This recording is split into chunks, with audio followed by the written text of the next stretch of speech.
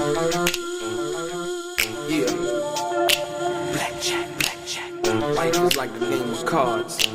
It's not what you dealt, but how you play it. Yeah. Blackjack. To play each situation correctly.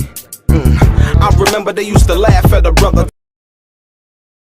Welcome back, guys. Welcome back. It's your boy DeLRAY Richardson, platinum songwriter, platinum artist, StraightGameTV. I'm gonna get right into it. Like I said, once again, I was posed with another question. Like I say, be sure to leave your questions in. And like I said, if I find it interesting enough, I'll definitely answer it and possibly do a video to it. And the question this time is, do I think personally, or their question basically is, of the Suge and Tupac relationship, was Jimmy Iovine really tired of Tupac, and how did that work out? And so for me, I'm gonna get right into it. The answer to that question is yes. Jimmy Iovine was basically tired of Tupac's antics. You know what I mean? Most people would say, yeah, they left Tupac hanging. No, they didn't. And the fact of the matter is, when Tupac was in jail for that charge in New York, Interscope basically advanced Tupac $600,000. His record had just sold 1.2 million. That was Me Against the World. Interscope advanced Tupac $600,000 to help take care of his legal fees.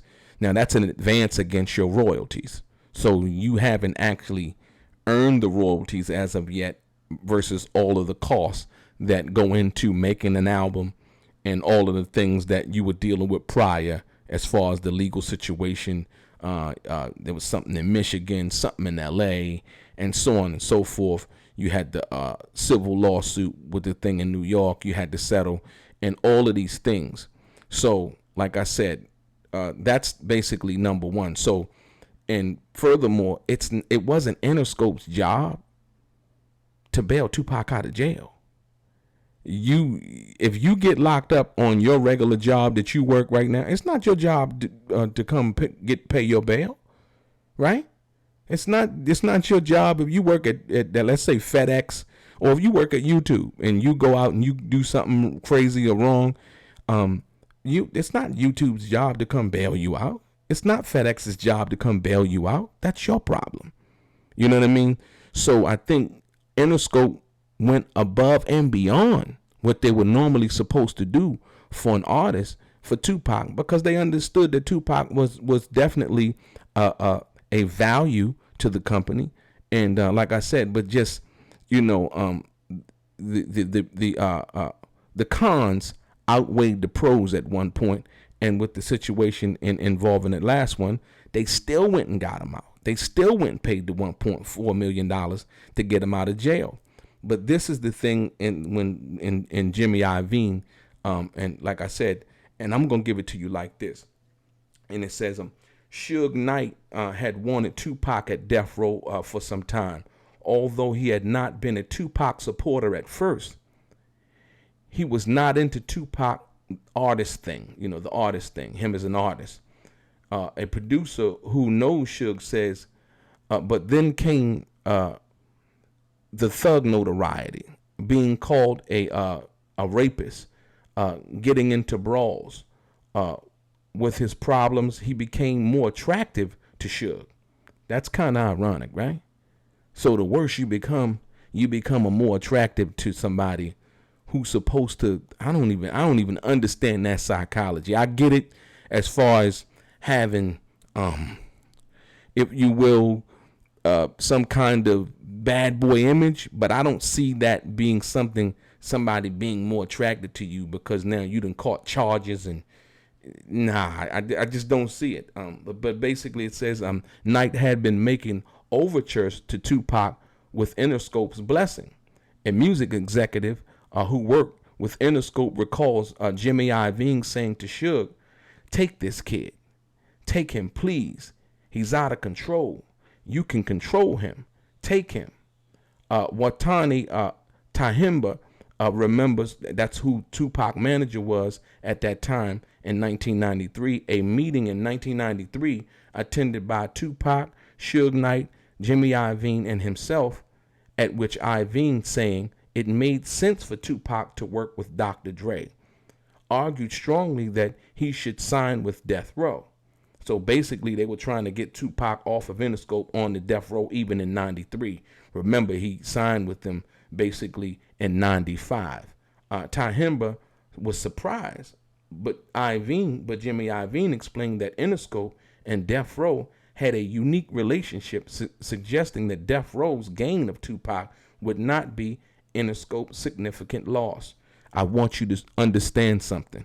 It's what I've been telling you.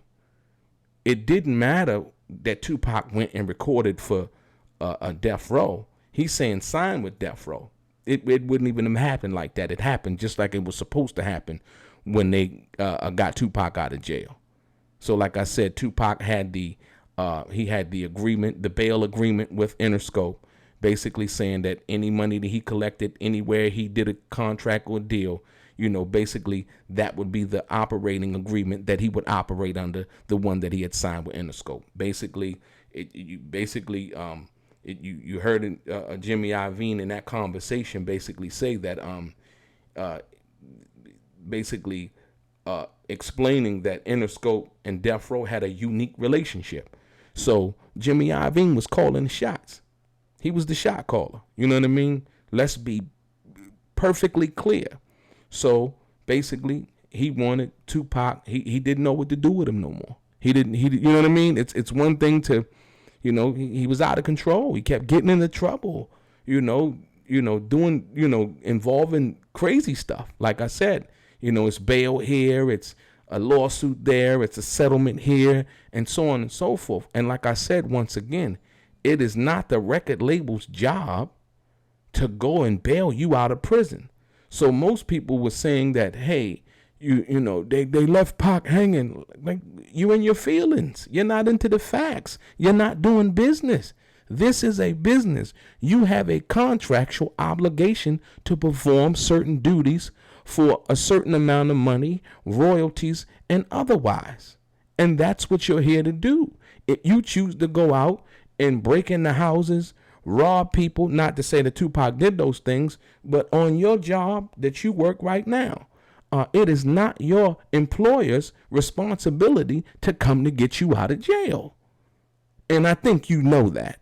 So the same thing applies to Tupac, and like I said, his is a little bit more detailed and upfront because he has a long form contract with Interscope, right?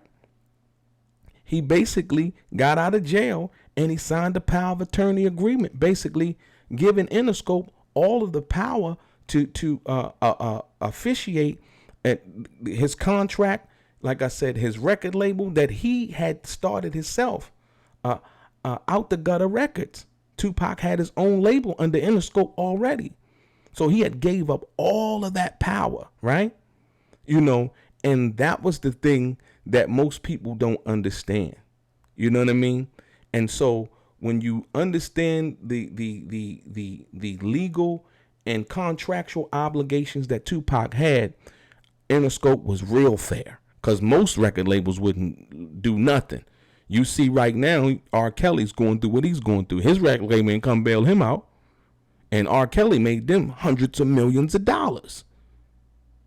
10, 15 hit records. They did not go and get R. Kelly out of jail. And so once again, you have to understand what it is that makes perfect sense in this situation when you deal with that in the situation involving Tupac and Interscope, Jimmy Iovine, and his relationship with Suge. So, like I said, Jimmy Iovine was kind of tired of Tupac's antics. And they still went and got him out of jail, still paid the 1.4. Tupac did make that money back with All Eyes on Me. Like I said, All Eyes on Me is diamond now.